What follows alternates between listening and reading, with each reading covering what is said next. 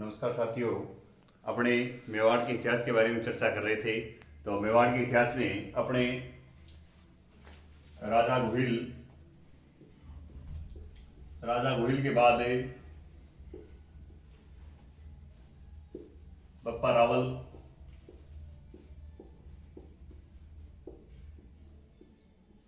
या काल भोज के बाद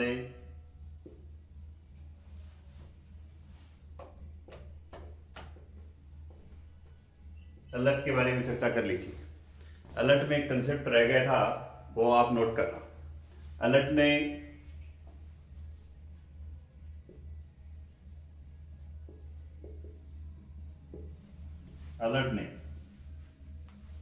जगत अंबिका माता का मंदिर जगत में बनवाया, जगत उदयपुर में बनवाया। अलर्ट ने जगत अंबिका माता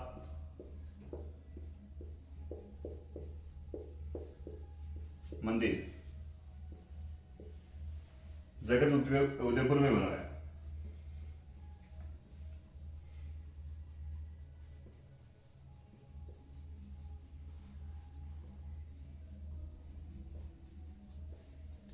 इस जगत अंबिका माता के मंदिर को मेवाड़ का खुजरोह कहा जाता है। मेवाड़ का खुजरोह।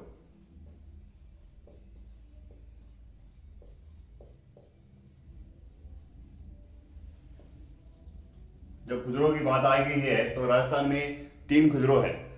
एक तो मेवाड़ का खुजरोह, जगत अंबिका माता का मंदिर। दूसरा राजस्थान का खुजरोह। राजस्थान का जो खुजरोह है, राजस्थान का खुजरोह है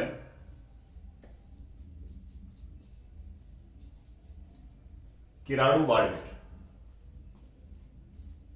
किराड़ू बाड़मेर सोमेश्वर महादेव का मंदिर है। सोमेश्वर महादेव के मंदिर को राजस्थान का खुजरोह कहा जाता है। सोमेश्वर महादेव मंदिर।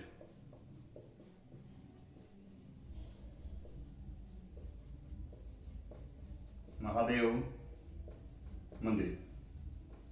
एक है हाड़ौती का खुजरोह है। हाड़ौती का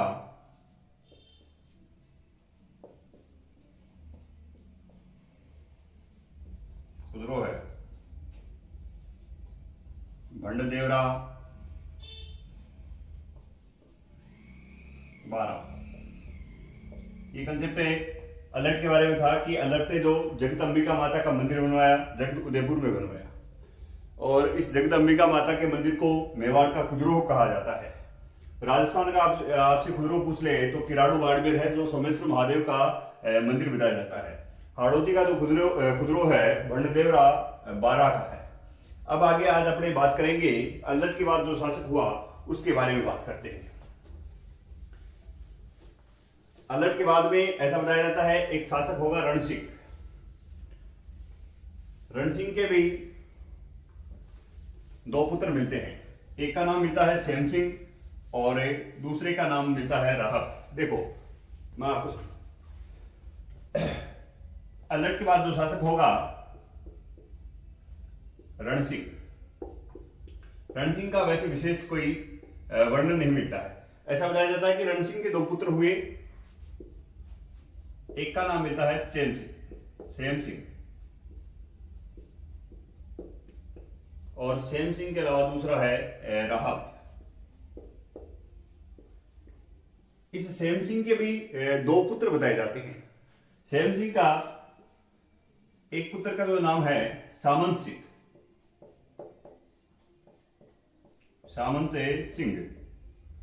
और दूसरे का नाम मिलता है कुमार सिंह।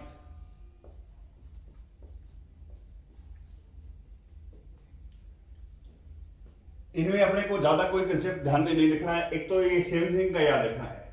ये मेवाड़ का प्रथम शासक था जिसने रावल की उपाधि, ये मेवाड़ का प्रथम शासक माना जाता है जिसने रावल की उपाधि धारण की थी। तो सेम सिंह के बारे में ये जो एक कंसेप्ट है वो आप ध्यान में रखना। ये मेवाड़ का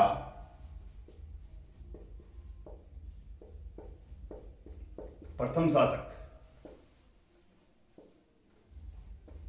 प्रथम शासक है जिसने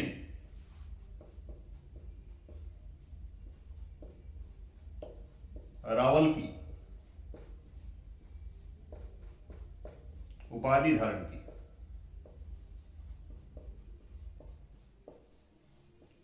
ये कंसेप्ट है, दिमाग में रखना अपने को। आपको आपके दिमाग में ये भी आ रहा होगा कि इससे पहले जैसे बप्पा रावल ने भी रावल की उपाधि धारण कर रखी थी, वो रावल की उपाधि धारण नहीं की थी। ये जो शासक था सेम सिंह, ये अपने नाम से पहले रावल सेम सिंह लगाता था।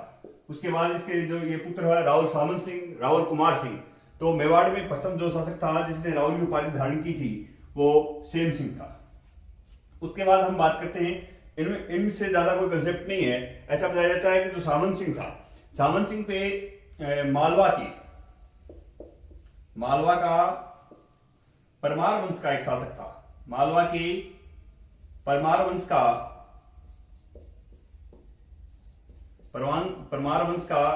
राजा मूंज जो शासक था, राजा मूंज ने आक्रमण किया यहां रावल सामंत सिंह पे।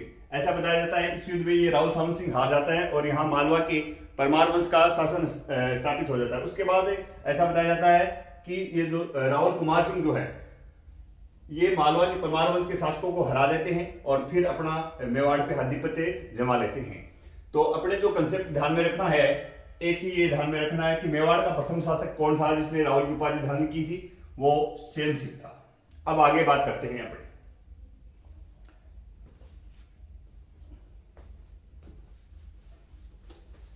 आगे जो शासक होगा जेतर सिंह। मेवाड़ का अगला शासक है जेतर सिंह। रावल है जेतर सिंह।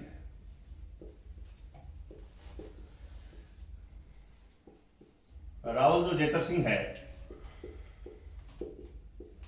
इनका कालक्रम जो मिलता है 1213 ईस्वी से लेके 1254 ईस्वी तक। 1213 ईस्वी से और 1254 ईस्वी तक। देखो अपने जेतर सिंह के बारे में क्या ध्यान में रखना है। एक तो इनका एक कंसेप्ट है वो ध्यान में रखना है कि जो इनका जो काल था, जेतर सिंह का जो काल था, वो मध्यकालीन मेवाड़ का या मध्यकालीन मेवाड़ इतिहास का स्वर्ण काल माना जाता है। ये बात डॉक्टर दशरथ शर्मा ने बताई है। तो पहला क्वेश्चन तो एक पुटअप ये होगा। दूसरा ऐसा बताया जाता है जेतर सिंह ने भूताला का युद्ध लड़ा था। भूताला का जो युद्ध लड़ा वो 1227 ईस्वी में लड़ा गया था। भूताला का युद्ध जेतर सिंह और इल्तुतमिश के मध्य लड़ा गया था। हल्दी घाटी के आसपास का जो क्षेत्र था उसमें राजसमंद में ये युद्ध लड़ा गया था, भूताला का युद्ध इल्तुतमिश और जेतर सिंह के मध्य। और इस युद्ध में ये जेतर सिंह विजयी होते हैं। एक कंसेप्ट ये ध्यान में रखना है जेतर सिंह का, इन्होंने चित्तौड़ को अपनी राजधानी बनाई थी, जो तीसरी राजधानी रहेगी मेवाड़ की गुहिल वंश की। उसके बाद एक कंसेप्ट ये ध्यान में रखना है, इन्हें रण रसिक भी कहा गया है। देखो नोट करो, पहला जो कंसेप्ट है इनका रावल जेतर सिंह को, डॉक्टर दशरथ शर्मा के अनुसार, डॉक्टर दशरथ शर्मा के अनुसार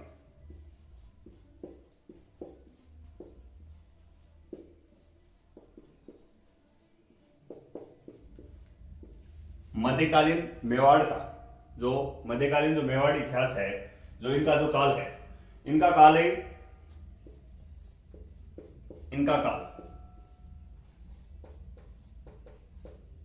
काल मध्यकालीन मेवाड़ इतिहास का स्वर्ण काल माना जाता है।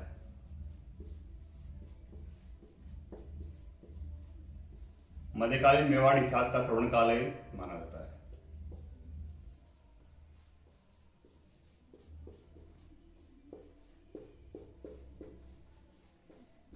ये आप क्वेश्चन ध्यान में रखना कि मध्यकालीन मेवाड़ के इतिहास का श्रवण काल किसका समय है? रावल जेतर सिंह का समय है, श्रवण काल माना जाता है।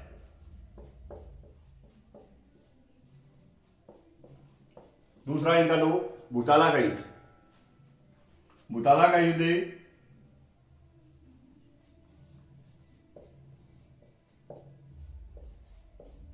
बुताला का जो युद्ध है, दूसरा जो कंसेप्ट है इनका, बुताला का युद्ध 1227 ईस्वी में हुआ।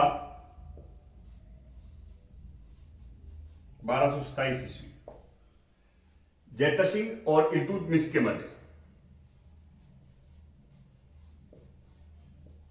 जैतर सिंह वर्सेज इल्तुतमिश।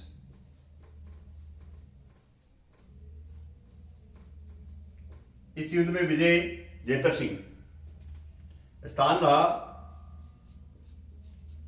हल्दी घाटी का आसपास का जो क्षेत्र है, हल्दी घाटी, राजसमंद, याद रखना। एग्जाम में पूछा गया है ये क्वेश्चन, हल्दी घाटी, राजसमंद। विजय जैतर सिंह।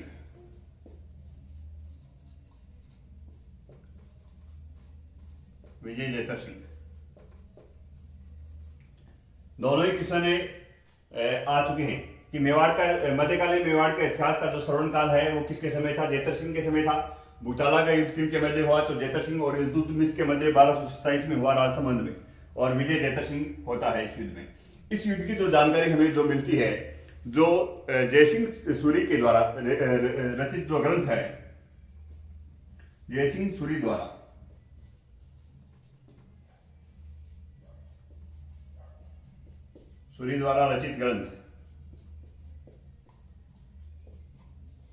रचित ग्रंथ है, हमीर मदमर्दन में मिलती है इसकी जानकारी। हमीर मदमर्दन। दो कंसेप्ट तो ये याद रखने हैं, आगे दो कंसेप्ट और देखो आप। अगला जो कंसेप्ट है जैतर सिंह के बारे में जो है वो देखना आप।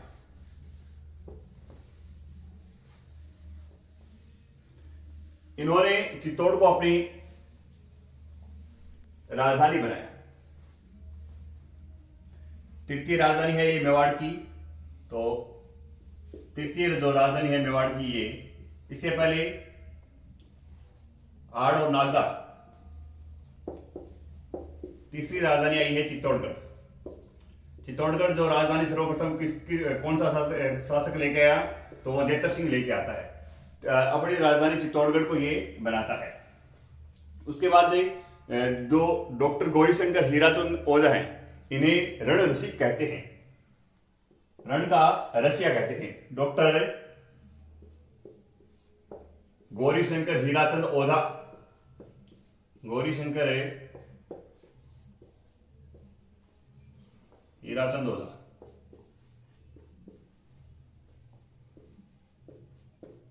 हीराचंद ओझा, इन्हें रण रसिक कहते हैं। रण रसिक कहते हैं। चार कंसेप्ट हैं जैतर सिंह के बारे में। तीन कंसेप्ट तो बहुत ही इंपॉर्टेंट है।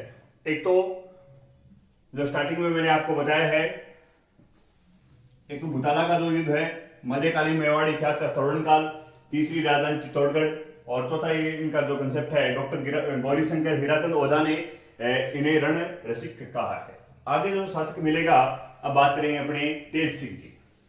अगला शासक है तेज सिंह। देखो तेज सिंह जो है, तेज सिंह के बारे में वही तीन कंसेप्ट ध्यान में रखने हैं आपको। एक तो तेज सिंह के समय मध्यकालीन जो ये अपना जो मेवाड़ है, मेवाड़ की जो चित्रकला शैली है वो तेज सिंह के समय शुरू होती है।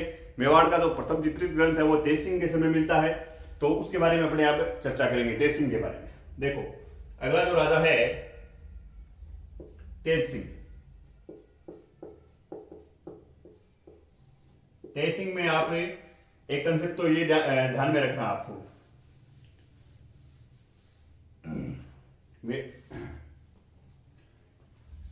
1253 या 54 ईस्वी में बलबन का आक्रमण हुआ तेज सिंह के समय। बलबन का आक्रमण हुआ, बलबन का आक्रमण हुआ। एक कंसेप्ट तो ये दिमाग में रखना है कि 1253 और 1254 ईस्वी में बलबन का आक्रमण हुआ किसके समय? तेज सिंह के समय। आगे जो दूसरा कंसेप्ट है बहुत ही इंपॉर्टेंट है, काफी बार एग्जामों में पूछा गया है। मेवाड़ का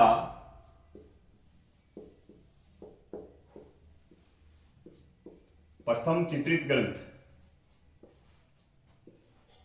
प्रथम है चित्रित ग्रंथ। चित्रित ग्रंथ का नाम था श्रावक के प्रतिक्रमण चूर्णी। श्रावक के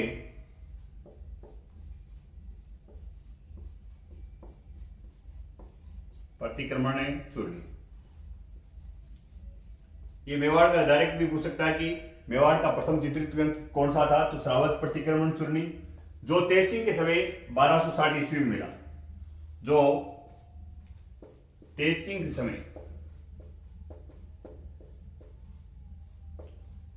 समय 1260 ईस्वी में मिला।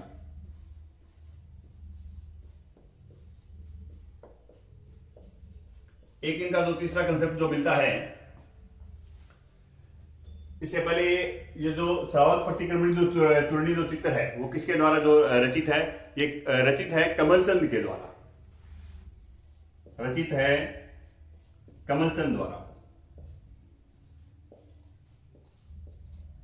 कमलचंद द्वारा ताड़ के पत्तों पर बनाया हुआ है ये चित्र। किस पे बनाया हुआ है? ताड़ के पत्तों पर। ताड़ के पत्तों पर।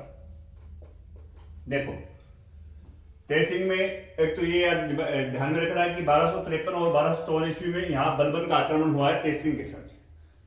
मेवाड़ का जो प्रथम चित्रित जो ग्रंथ है वो तेज सिंह के समय मिलता है, जिसका नाम श्रावक के प्रतिक्रमण चूर्णी है, जो 1260 ईस्वी में मिला। इसका जो रचित कमलचंद के द्वारा है। ये ताड़ के पत्तों पर बनाया हुआ है। उसके बाद अगला जो कंसेप्ट मिलेगा, मेवाड़ की जो चित्रकला शैली की जो शुरुआत है वो तेज सिंह के समय से प्रारंभ होती है। नोट करना।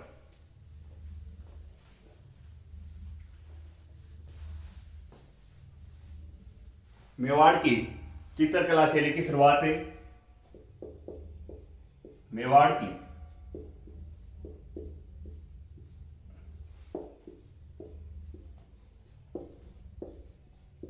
चित्रकला शैली की शुरुआत, चित्रकला शैली की शुरुआत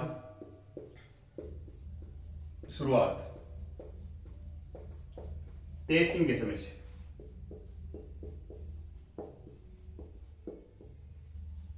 तेज सिंह के समय। उसके बाद आगे है अगला जो है एक कंसेप्ट और मिलता है। ऐसा बताया जाता है कि जालोर का एक शासक था चांचिंग देव। चांचिंग देव जालौर के शासक। जालौर के शासक की पुत्री रूपादे से इन्होंने विवाह किया था। रूपादे से विवाह किया।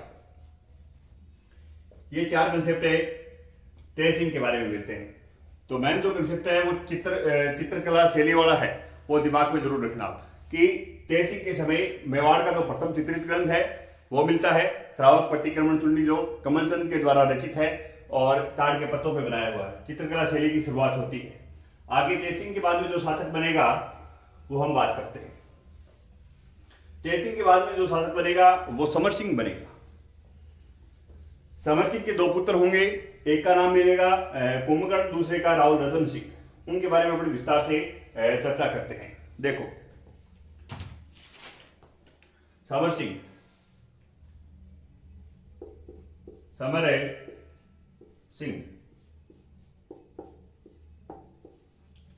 समर सिंह का जो कंसेप्ट है वो देखना। समर सिंह के बारे में अपने को एक ही लाइन याद रखनी है। इससे पहले समर सिंह के जो दो पुत्र हैं, एक का नाम है राहुल रतन सिंह, जिसका अपने विस्तार से अभी पूरी चर्चा करेंगे, राहुल रतन सिंह। दूसरे पुत्र का नाम मिलता है कुंभकर्ण।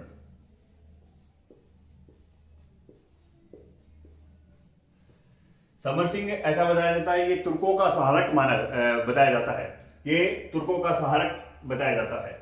एक कंसेप्ट ये मिलता है, ये तुर्कों का सहारक था, तुर्कों का सहारक बताया जाता है, सहारक बताया जाता है। ये कंसेप्ट याद रखना है। तुर्कों का सहारक के मेवाड़ के इतिहास में कौन था? तो समर सिंह था। समर सिंह के दो पुत्र, एक का नाम रावल रतन सिंह, दूसरे का नाम है कुंभकर्ण मिलता है। तो कुंभकर्ण जो था शासक है, ये मेवाड़ की जो घुइल वंश की जो शाखा को ये नेपाल में जाकर स्थापित करता है।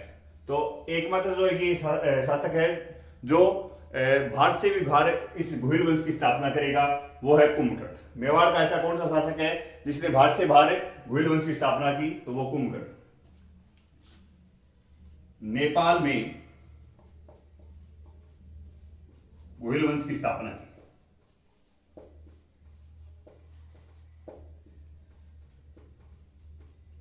घुइल शाखा की स्थापना की या घुइल वंश की स्थापना की, घुइल वंश की शाखा की स्थापना की।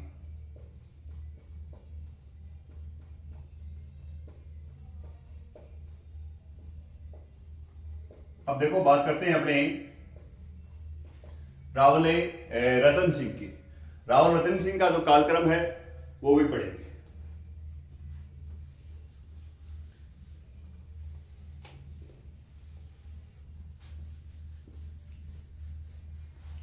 रावल रतन सिंह जो है, इनका कालक्रम ऐसा बताया जाता है 1301 से 1303 ईस्वी की मध्य बताया जाता है। रावल रतन सिंह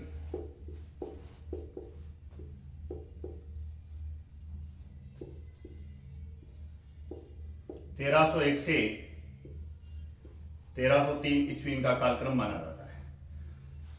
रावल रतन सिंह के बारे में जो कंसेप्ट है वो देखो आप। ऐसा बताया जाता है जो इनका जो विवाह रानी पद्मिनी से हुआ था। रानी पद्मिनी से विवाह कैसे हुआ वो देखो आप कि रानी पद्मिनी का एक तोता था, जिस तोते का नाम हीरामन तोता बताया जाता है।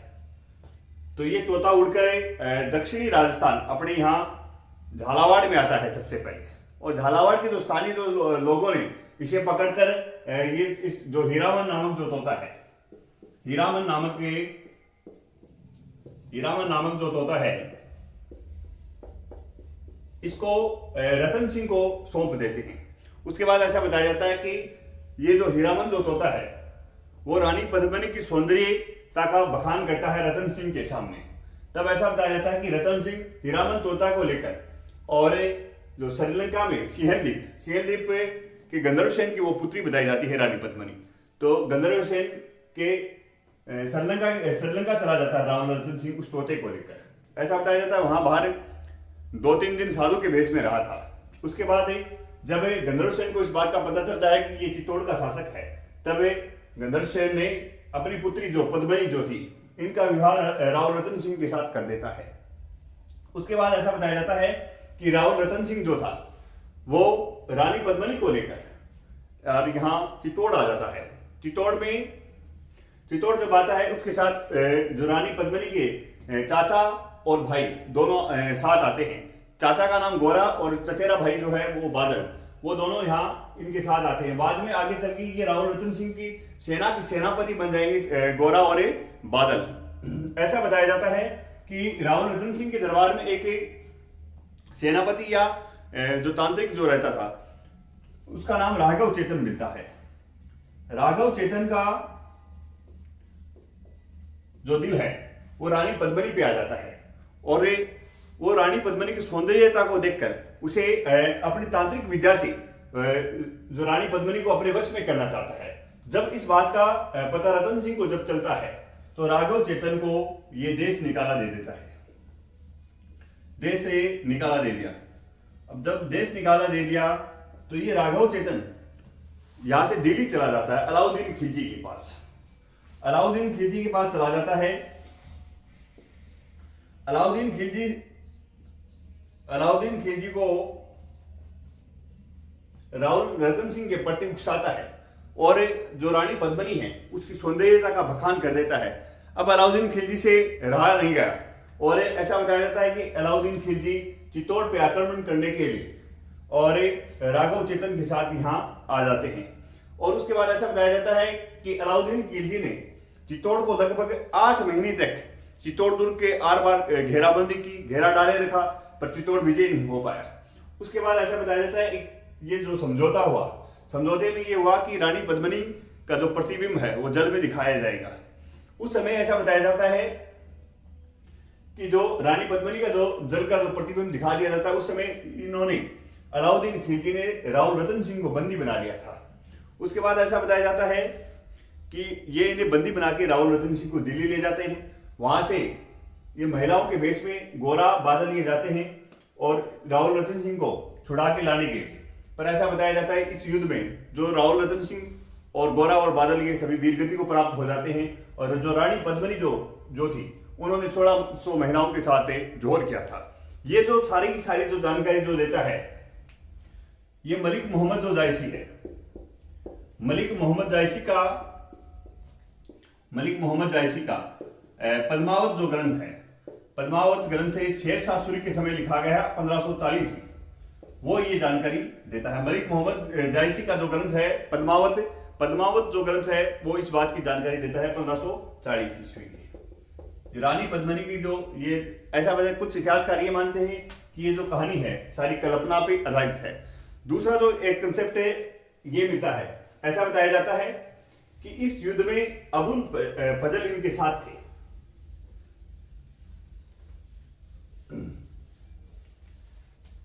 देखो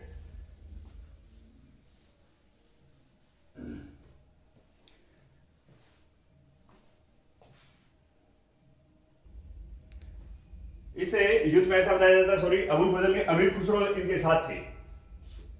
अमीर खुसरो की एक पुस्तक है खजाइन उल फुतूह, खजाइन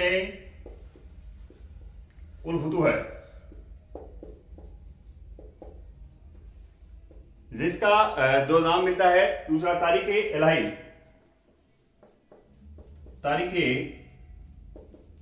अलही। ऐसा बताया जाता है अमीर खुसरो की जो खजाइन उल फुतूह पुस्तक जो है उसमें ऐसा बताया जाता है जो अलाउद्दीन खिलजी था वो साम्राज्यवादी नीति से, साम्राज्यवादी विस्तार नीति से इसको पाना जाता था। एक चित्तौड़ का एक अपने आप में सामरिक महत्व था, इस वजह से इसने अलाउद्दीन खिलजी ने यहाँ इस पे रतन सिंह पे आक्रमण किया था। तो दूसरा जो कंसेप्ट मिलता है, अमीर खुसरो ने अपनी पुस्तक में बता दिया कि खजाइन उल फुतूह में ये बताया है कि जो अलाउद्दीन खिलजी ने जो आक्रमण किया था वो अपनी साम्राज्यवादी नीति के लिए और दूसरा एक चित्तौड़ का जो सामरिक महत्व है उसके लिए। अब आप नोट करना ये सारा कंसेप्ट। राव रतन सिंह के एक तो ये नोट करना आप इनका जो विवाह है, विवाह रानी पद्मिनी से।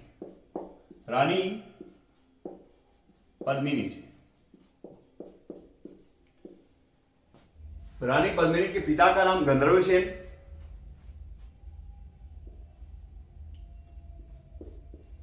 पिता गंधर्व सेन,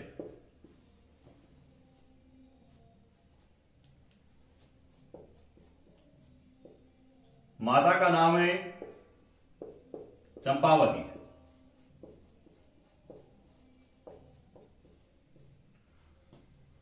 ये सिंहलदीप की राजकुमारी थी। सिंहलदीप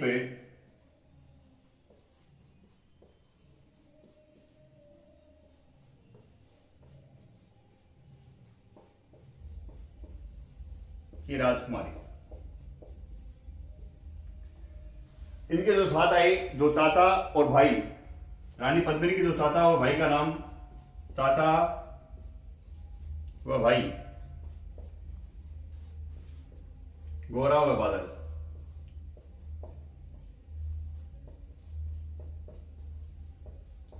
तोता जो है हीरामन तोता।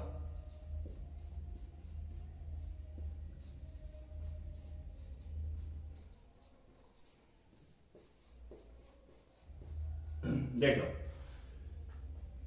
गंधर्व सेन की पुत्री थी ये, और चंपावती की पुत्री थी रानी पद्मिनी। सिहलदीप की राजकुमारी बताई जाती है। चाचा व भाई इनके जो गोरा व बादल थे, और तोते का नाम हीरामन तोता। उसके बाद आगे कंसेप्ट नोट करना आप।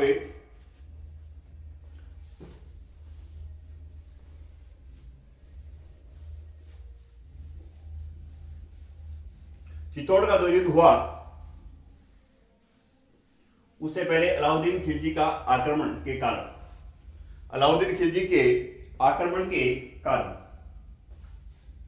अलाउद्दीन खिलजी के आक्रमण के कारण, अलाउद्दीन खिलजी के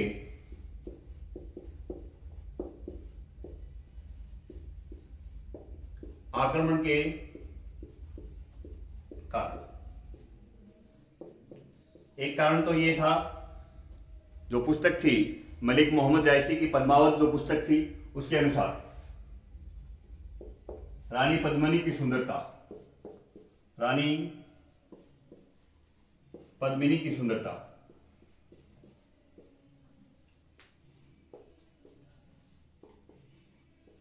सुंदरता,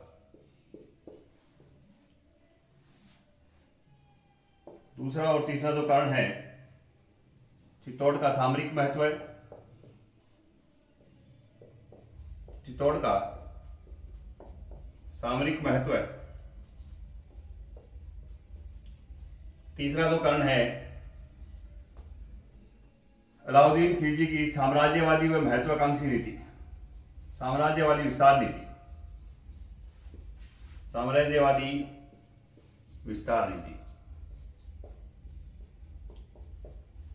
इस युद्ध का जो आंखों देखा हाल बता रहा था अबुल फजल, तो उसके अनुसार है ये बात। अबुल फजल के अनुसार, अबुल फजल का जो ग्रंथ है, अबुल फजल की पुस्तक है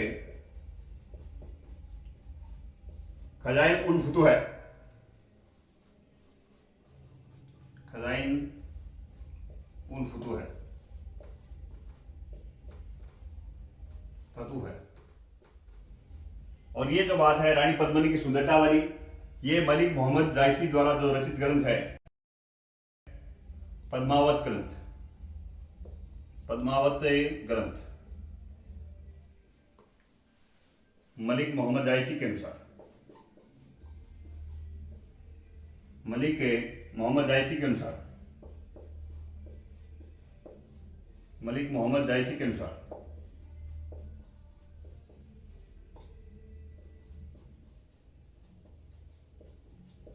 ये कंसेप्ट आप नोट करना कि अलाउद्दीन खिलजी के चित्तौड़ पे आक्रमण करने के जो कारण थे, रानी पद्मिनी की सुंदरता, ये बात तो मिलती है पद्मावत ग्रंथ के अनुसार, मलिक मोहम्मद जायसी के अनुसार।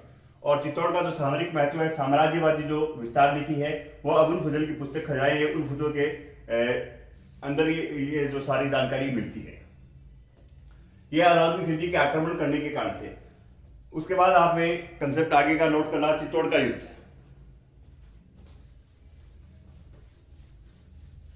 चित्तौड़ का जो युद्ध हुआ,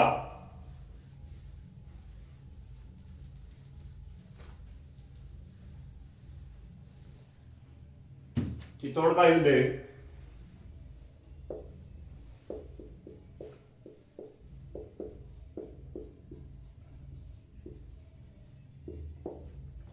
26 अगस्त 1303 ईस्वी को हुआ।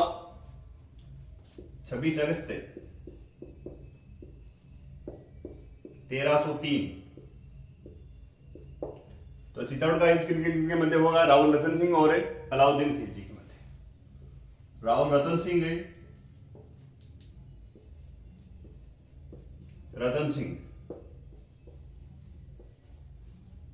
अलाउद्दीन खिलजी।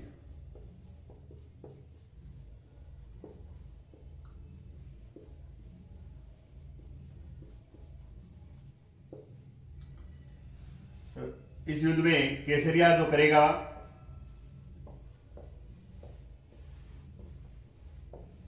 केसरिया करेगा राव रतन सिंह।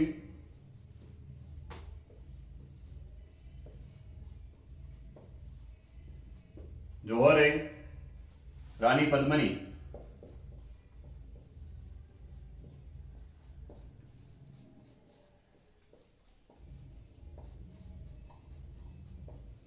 रानी पद्मिनी। जौहर के बाद में जो इनके सेनापति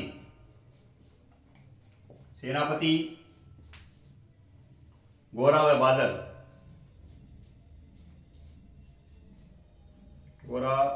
बादल, ये रतन सिंह के सेनापति थे। और जो रतन सिंह का विरोधी सेनापति जो था वो था राघव चेतन।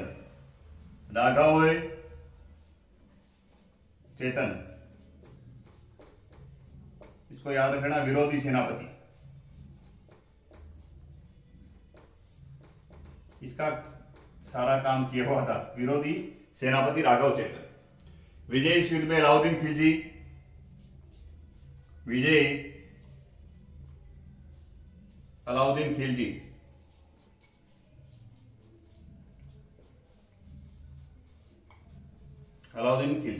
अब देखो उसके बाद अपने बात करेंगे इसे चित्तौड़ को इसने अलाउद्दीन खिलजी ने जीत लिया।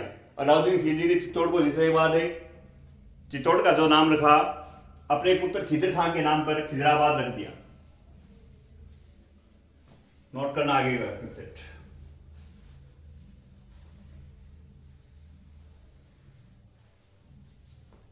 चित्तौड़ जीतने के बाद अलाउद्दीन खिलजी ने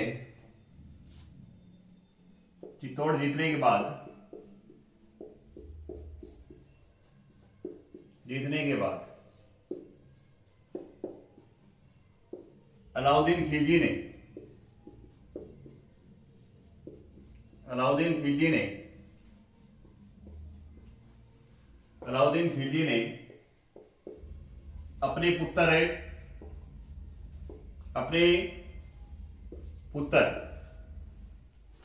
पुत्र खिजर खां के नाम पे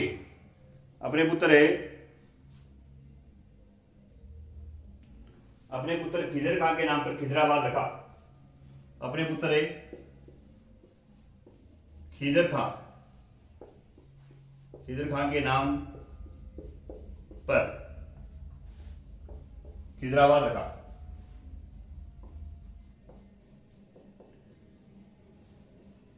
ऐसा बताया जाता है। उसके बाद जो खिजर खां था, ये जो दुर्ग है, चित्तौड़ जो दुर्ग है, मालवा का जो मुछाला जो मालदेव है, मारवाड़ का शासक मुछाला मालदेव सोनगरा चौहान को ये दुर्ग सौंप देता है। खिजर खान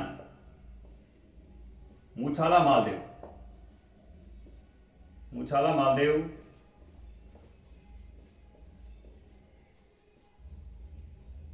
या मालदेव और सोनगरा चौहान,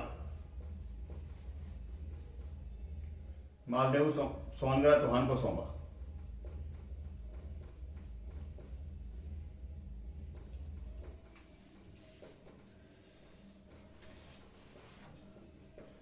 तो अलाउद्दीन खिलजी ने चित्तौड़ जीतने के बाद में इस दुर्ग का नाम अपने पुत्र खिजर खान के नाम पर खिजराबाद रखा। और खिजर खान ने ये दुर्ग मालदेव मुछाला जो मालदेव है या मालदेव सोनगरा चौहान को सौंप देता है। उसके बाद अपने जो अगला जो शासक है उसके बारे में बात करेंगे।